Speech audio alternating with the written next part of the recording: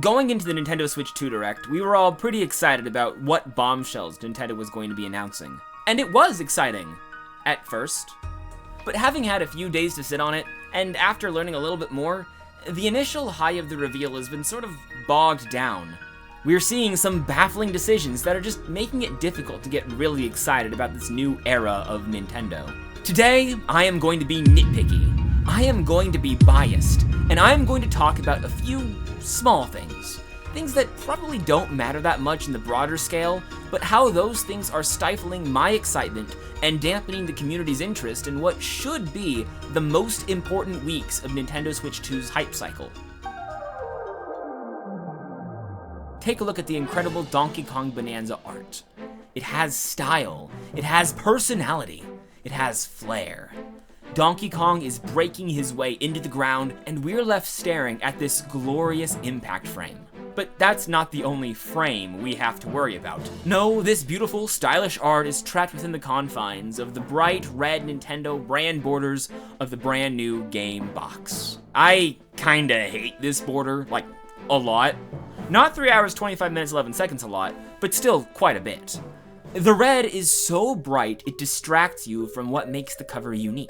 It's kind of like the yellow border Pokemon cards used to have. It doesn't bother you at first, but once you realize how much better the art looks without it, it's really hard to want to go back. Bright yellow and bright red are distracting. And to me, this border makes the art feel small, insignificant, especially with that big Nintendo Switch 2 banner taking up space at the top. Compare with the Switch 1 branding. The Nintendo Switch logo is right here on the top left corner, leaving the box art to take full advantage of the rest of this space. The borders are clear, and it feels like this artwork could extend out indefinitely. I understand why they wanted to change up the branding. The Switch 2 boxes are the same size as the Switch 1 boxes, and the bright red is the exact same color that we're used to. They're communicating to buyers that this is going to be more of the same kind of product.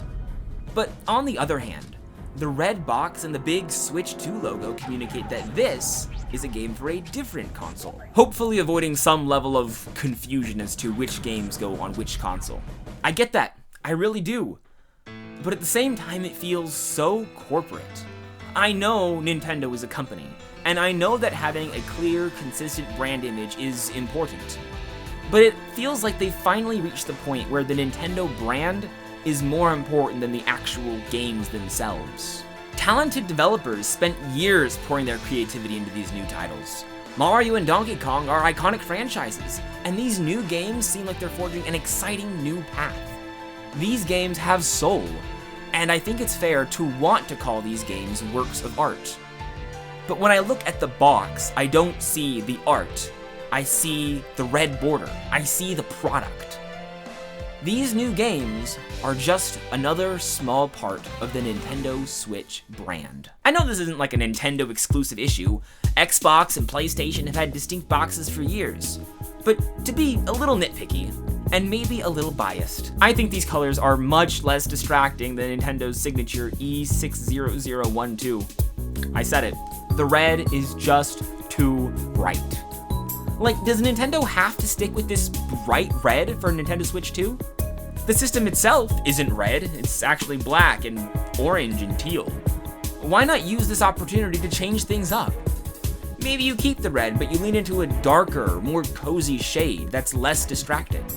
Or maybe choose a different color entirely, like a deep purple, perhaps? There are so many different directions they could have taken the Nintendo Switch 2 branding. Directions that would have been much easier on the eyes, but Nintendo rejected change and went with the safe, boring, ugly corporate red. Speaking of rejecting change, it looks like there's still no customization for the home screen. It's the same basic, boring Nintendo Switch 1 user interface that has as much personality as me at 6 a.m. For as stylish as the actual games look, you would think that a fraction of that personality might seep into the console itself. While we're talking about games, what's the deal with these Switch 2 editions? The pricing feels so inconsistent. Kirby and the Forgotten Land was a $60 game at launch, but it's now $80 on the Switch 2. It has performance updates and it comes with a whole new campaign, so maybe that $20 price hike feels like adding DLC onto an existing game. That sounds fair enough, right? But then we have the Zelda games, each one receiving a $10 upgrade. And I suppose it includes some new features like app connectivity and voice diaries. Breath of the Wild might not come with the Champion Ballad DLC, but at the very least, the price tag reflects the new content. By the way, it is the official stance of the Hayato Sensei Dark YouTube channel that they really should have just bundled the DLC in with the Nintendo Switch 2 version of Breath of the Wild. There is no reason to continue to nickel and dime us on a game that came out 8 years ago. Some games, like Mario Odyssey, are getting free updates that improve the performance and add game share connectivity. But then we have games like Metroid Prime 4 and Pokemon Legends ZA, games that haven't even come out yet. Can they really justify selling us better and worse versions of a game that we haven't even gotten our hands on yet? I suppose the Switch 2's mouse function will expand the options for how you play Metroid 4, but is it really justified to charge us extra money for that? And is that going to be a $10 or a $20 upgrade? But as for Pokemon, it looks like we're only getting a performance update. Like, is the Switch 2 version of Pokemon Legends ZA really going to charge us $10 or $20 for tolerable frame rate, when all these other games, including Pokemon Violet, are getting their Switch 2 performance updates for free? That doesn't make sense. But what I hate more than the prices is how the Switch 2 editions are being sold. Hi, I'm Hayato Sensei Dark's editor. You probably don't recognize me, as I've never been in a video up until this exact moment. But I'm coming at you with a very critical correction. You see, when Hayato Sensei Dark recorded this video, he did so under the false assumption that the physical versions of the Nintendo Switch 2 editions of these games were being sold in a very annoying way. Like, he was under the impression that it was actually the Switch 1 cartridge with a download code that would upgrade it to the Switch 2 version. A practice that he thought was kind of roundabout and very scummy. But as it turns out, that's not how it is at all. Nintendo actually had to release a clarification stating that the Nintendo Switch 2 editions of the games are just the one cartridge with the entire thing loaded onto it. That's the Switch 1 game and the upgrade pack all in one tiny little package, which some people might just call the Nintendo Switch 2 edition of the game. So I don't quite understand why Nintendo felt the need to take up so much room on the box art, clarifying that this is a Switch 1 game with an upgrade pack, and not just the Switch 2 version of a Switch 1 game. Like, not only are they making the box so much uglier with this extra information, but it's also just confusing people for no good reason. Which, once again, feels a little ugly. Speaking of squeezing out more money, there's some really weird price points for the Switch 2 games. While I think $500 is reasonable enough for a console and a game in current year, I think the prices of the games themselves are really confusing. We've talked about how the Nintendo Switch 2 editions have bumped some games up to the $80 price tags, and that feels kind of bad. Tears of the Kingdom was a bit shocking as a $70 game, but it set an expectation that this would be the next-gen price point. Jumping up to $80? That feels kinda bad, even for Tears of the Kingdom. It's even worse overseas, where the €80 games are €10 more expensive if you buy them physically. This feels real scummy, and once again seems like they're trying to squeeze every penny, or every farthing, out of the secondhand market. And I haven't even gotten to the most baffling aspect of the pricing. We have two Nintendo Switch 2 exclusives on the horizon, with two very different price tags. Donkey Kong Jamboree is $70, exactly what we expected to see going into this generation. Mario Kart World is $80. The price increase is double what we expected. But they're willing to charge $50 for this game if it's part of a bundle, which makes it so much easier for us to swallow as consumers. But then, what happens if another $80 game comes out, like the next Mario or the next Zelda? Is $70 the new standard price, while $80 is the new premium price? Or is $80 the new standard, while $70 is the affordable budget price? It's hard to know these things, and the fact that we don't know feels kind of bad. If we knew that every game was going to be $80, that would feel consistent at the very least. But they're not. It's confusing and baffling and leads to so much uncertainty. And to me, that's the real problem here. Sometimes you just want to be a consumer of the product. And I hate to say it that way, but it's true. Video games are a hobby, And part of the thrill is getting to experience a brand new game the day it comes out.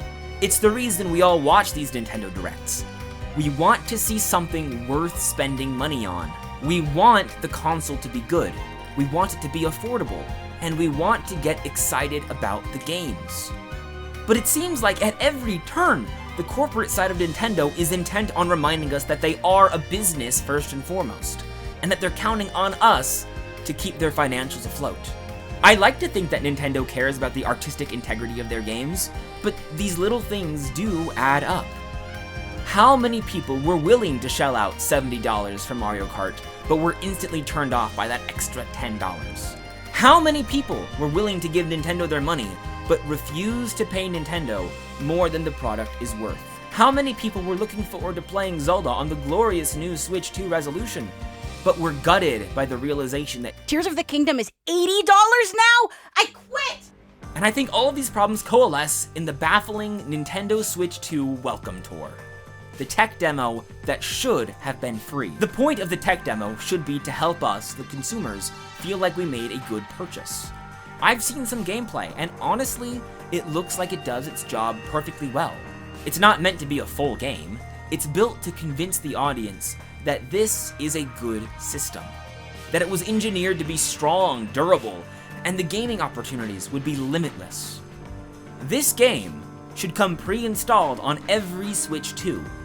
It's nothing fancy, but if you spend a few minutes with it, you'll be able to see that the console in front of you really does have that level of polish that you would expect from a $500 purchase. But no, it doesn't come pre-installed with every Switch 2. It's a separate digital purchase. Like, why? You want to prove to people that the Switch 2 was worth buying, and yet you want to charge people for that experience? This would be like charging an extra $5 for the cute little instruction booklet that used to come with DS games. Even if this Welcome Tour game is cheap, let's say $2, are people really going to buy it? This game does not look very interesting. The mini-games aren't very complicated. This is the sort of thing you play once for 20 minutes before you get bored and move on to an actual video game. And that's sort of the underlying problem with the whole thing. The corporation is getting in the way of the customer's experience with their games. If the hardware designers built a good console, they should be proudly showing it off with the free Welcome Tour. If the games really are that good, the box art should emphasize the game, not the publisher. If you want the customers to feel like they're getting a good deal on the product, charge them the $70 they were expecting for the new generation of games. Or at the very least, be more upfront about what makes one game worth $80 while another game is worth $70. What are the criteria? How will we as the audience be able to anticipate how much a game will cost? The greed and the uncertainty feel bad. Let's stop this price tag bait and switch where we didn't know the Switch's actual price until after the Direct. Where we still don't know how much they're going to charge for Metroid or Pokemon. A year ago, I would have guessed $60 or $70, but who knows, it could be $80 or $85. Not to be an entitled Nintendo fan or whatever, but Nintendo should be doing everything they can to make the customer feel like they are getting a fair deal. After months upon months of speculation and cautious optimism, and a pretty well-received Nintendo Direct showing off the Switch 2 and all of its potential, it feels like Nintendo, as a company, keeps throwing wet blankets onto the discourse. It's hard to get excited about the new Mario Kart game when we're too busy wondering why it costs $80. It's hard to think about the new Metroid game when you're not even sure how the prices work anymore. It's hard to want to speculate about Smash Bros. Or whatever other games might be in development when you're debating whether it's even worth buying the new system. Have I nitpicked enough? Have I shown enough bias? Yes, the Nintendo Switch 2 has shown its ugly side, drenched in that ugly red corporate paint. Unfortunately, I wasn't lying earlier when I said that I do want to consume product. Not out of obligation to Nintendo or brand loyalty, but because the console looks genuinely fun to me. I'm not trying to take a moral stance or anything. Nintendo is killing their own hype with all this corporate overreach. If it's too much, customers will simply not buy the product. But what about you? Are you going to be able to overlook the ugly borders and these baffling prices and enjoy the Switch 2? Or has the system already lost all of its appeal for you? If you have a moment, let me know in the comments. I would love to hear what kind of echo chamber I've been fostering. Also subscribe, please.